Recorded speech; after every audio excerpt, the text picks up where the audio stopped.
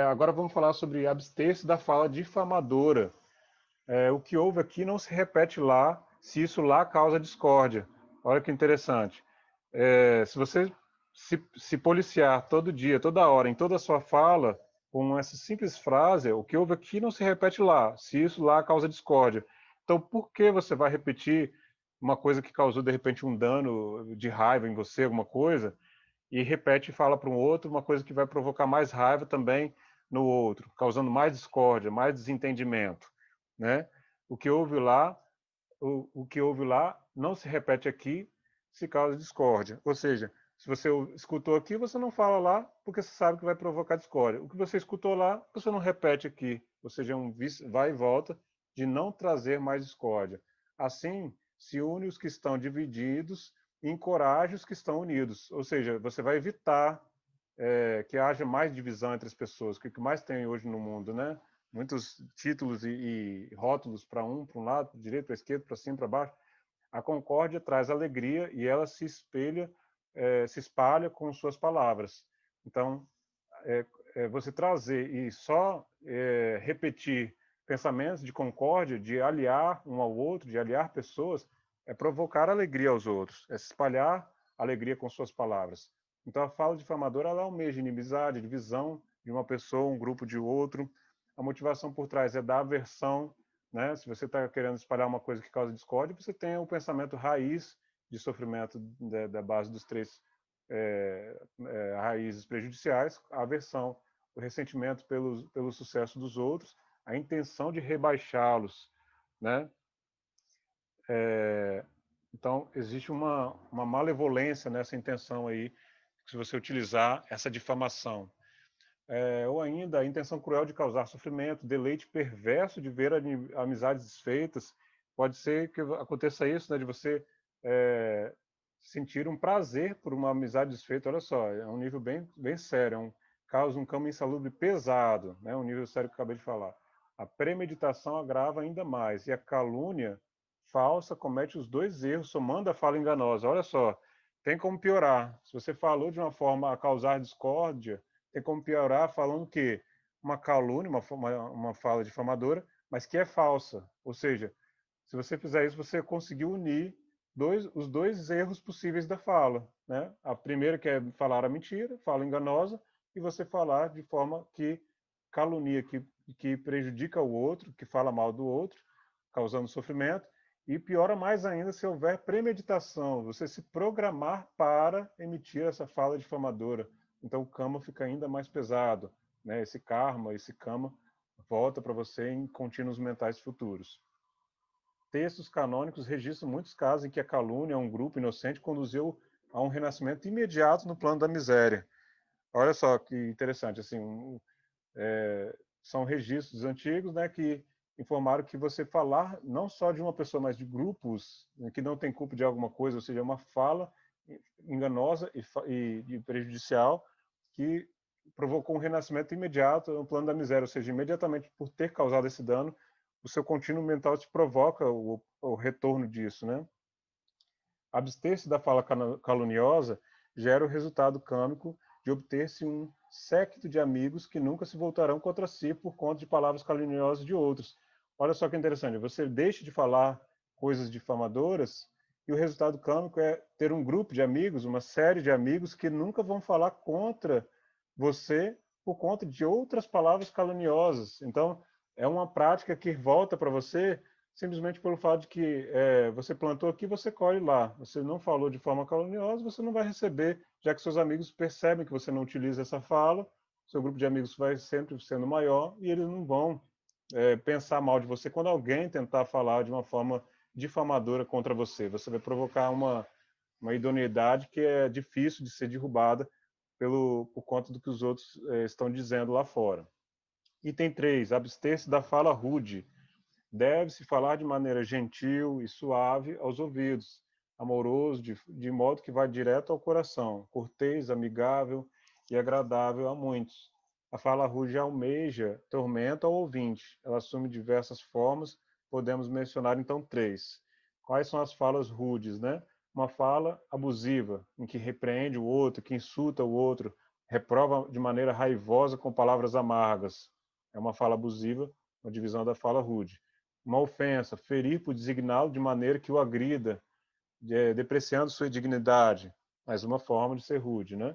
Sarcasmo, falar a uma pessoa de maneira que aparentemente enaltece, mas com uma entonação ou uso de palavras em que a intenção irônica fica clara e causa dor. Né? Você falar com a outra pessoa, ele, poxa, a pessoa vai lá e derrubou a cadeira. Poxa, você é bom em carregar a cadeira, hein? Você é um cara bom mesmo em carregar a cadeira. Ou seja, o tom denota a rudeza, né? Sei lá se existe essa palavra. Então, é ser rude ao usar sarcasmo nas suas falas. A raiz é a aversão que toma a forma da raiva. A raiz, então, que causa essa raiva é a aversão, né? A forma de provocar distanciamento, de provocar cisão.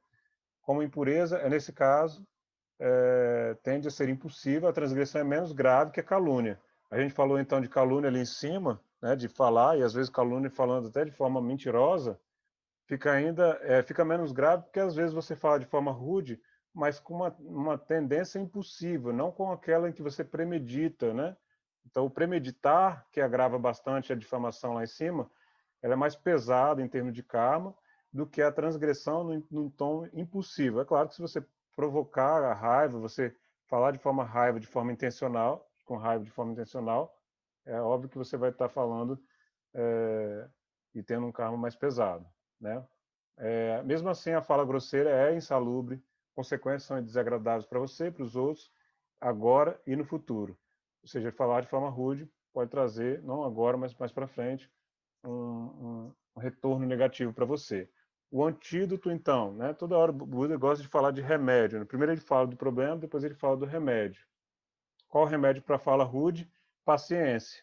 Basicamente, paciência. Tolerar as censuras e críticas dos outros. Ter compaixão por suas falhas. Respeitar diferentes pontos de vista. Suportar insultos sem dar vazão ao impulso de revidar. A tendência natural das pessoas é, escutou um xingamento, você já quer revidar.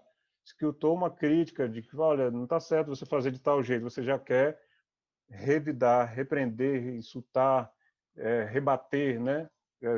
Você age de uma forma extremamente armado, né? Então, o antídoto é não armar-se. O antídoto é você tolerar. Tolerância e paciência provoca a possibilidade de você neutralizar esses insultos sem revidar esses insultos, né? É um treinamento constante que é necessário. A quarta forma de fala, então, vamos ver um trechinho que ele comentou aqui. Buda pede paciência até mesmo sobre as condições mais difíceis. Vamos ler o que ele falou uma vez. Até mesmo, monges, se ladrões e assassinos cerrassem vossos membros e articulações, quem quer que entre vocês desse vazão à ira, não estaria seguindo meu conselho. Assim devem treinar-se. Imperturbável deve permanecer nossa mente, com o coração cheio de amor e livre de qualquer maldade oculta. E aquela pessoa nós devemos impregnar com pensamentos de amor vasto, profundo, livre de raiva ou ódio. Ou seja, mesmo numa situação extrema, né? Ele cita que você estiver sob um momento em que alguém está querendo serrar os seus membros, suas articulações, quebrar o seu braço, né? Mesmo nessa situação, não é motivo para dar vazão à ira, né? Você não estaria seguindo o conselho. Então é dar cara a tapa, né? Você tomar um soco e virar o outro lado, que é também repetido no cristianismo. A quarta fala, então, a fala inútil, abster-se da fala inútil. Deve-se falar no momento apropriado, de acordo com os fatos. Fala o que é útil. É uma sugestão que é dita para você conseguir atingir a fala. O útil é isso, abster-se da inútil. Sua fala é como um tesouro, você pronuncia no momento certo, é acompanhada pela razão, moderada e cheia de sentido, falar com sentido. Então a fala inútil é ruim, pois ela é uma fala que traz conversa insensata, ela tem falta de propósito, falta de profundidade, ela não comunica nada de valor, ela fomenta impurezas na nossa mente e na dos outros, ela deve ser suprimida e restrita ao que é genuinamente importante. Olha só que interessante. Você tem que pensar na sua fala como um tesouro. Por que você vai ficar falando sem parar? Por que você precisa emitir pensamentos toda hora e opiniões a todo momento sem ter uma profundidade e um propósito com essa fala? Então, a fala inútil é essa fala, em que você não consegue cessar e não dar a real valor que ela deve ter, baseado no sentido e na moderação e na razão que ela tem que estar preenchida para poder você achar que é útil você emitir, né? Para os monges, eles falam assim, as falas são seletas e concernentes ao Dhamma, ao caminho de Buda, ou seja, ele sugere aos monges que estão no nível mais aprofundado da fala correta, ele sugere assim, foca em falar sobre o Dhamma, foca em falar sobre esse caminho inteiro aqui que a gente está fazendo os cursos. Para os laicos, para esses como nós que estamos iniciando essa tentativa de atingir esse caminho de equilíbrio, nós normalmente necessitamos de pequenos bate-papos com familiares, com amigos, colegas de trabalho, mas é necessário ficar atento com o vagar da mente inquieta, né? O bate-papo pode provocar inquietude. Às vezes, toda hora procurando um assunto, vamos parar de falar, não, vamos continuar conversando, gente. Sua mente vai ficar vagando ansiosamente por algo doce ou picante, falar mal de alguém, ou falar alguma coisa extremamente engraçada, às vezes mentir falando uma coisa engraçada, às vezes mentir falando mal de alguém, só para tentar servir o pasto das aflições, para que possa encontrar algo que favoreça suas propensões aflitivas. Ou seja, sem querer você, ao conversar com seus amigos, está tentando plantar e colher falas que possam ser agradáveis no sentido de prazer, de deleite, né, do apego ao que é prazeroso, ou de tentar aversão, de tentar agredir, de simplesmente pelo ato de vibrar com a aversão, que é uma das raízes lá. Ou seja, a atenção que ele pede é isso. Não é para você deixar de falar com todas as pessoas, assim como os monges já devem estar nesse caminho, focando em não falar praticamente nada que seja simplesmente um bate-papo qualquer, né? O foco é ficar atento com o vagar da mente. Se você simplesmente conseguir isso, né, concentrar a sua mente nessa ansiedade constante que a gente vive no dia a dia, você já vai ter atingido um bom pedaço desse propósito de conseguir uma concentração, de quietude, de uma mente mais plena, né? E o próximo slide, que é o último dessa apresentação de hoje, depois a gente vai para os comentários e perguntas, trazendo o tema para a modernidade, deve-se esquivar da exposição constante ao bombardeio inútil, de inútil tagarelar de novos meios de comunicação. TV, rádio, jornais, quando o cara fez esse livro, focava muito nisso, né? Aí depois você acrescenta redes sociais e tal. TV, rádio, jornais, cinemas, redes sociais despejam um fluxo contínuo de informação desnecessária e entretenimento dispersante, cujo efeito final é deixar a mente passiva, oca e estéril.